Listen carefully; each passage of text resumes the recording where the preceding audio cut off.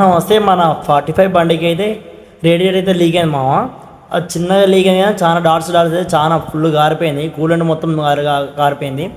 అయినా నేను పోసిన మళ్ళీ నింపాను, మళ్ళీ వెళ్ళిపోయింది మామ ఏం లేకుండా.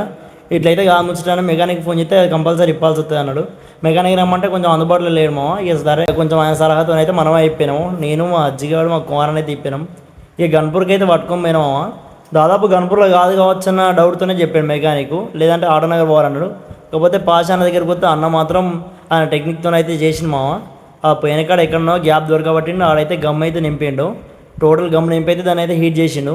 మళ్ళీ అయితే మనం ఇంటికి పట్టుకొచ్చినాం మామ. ఇంటికి పట్టుకొచ్చి నేను మా కుమారన్న ఇక చీకటేదాగి ఇబ్బంది పడుకుంటా ఎక్కించాము. ఎందుకంటే తెల్లారితే వర్షం పడ్డట్టున్నది. వర్షం పడితే మళ్ళీ దున్నాలో ఎవరు ఆసంలాగారని ఇక మేమైతే తిప్పల పడైతే ఎక్కించినాం మా. కానీ అక్కడ చేసి 5 నిమిషాల పని అయ్యి మా. తిప్పి కొడితే 5 నిమిషాలలో దొరకబట్టి 5 నిమిషాల్లో గమ్ము పెట్టిండు.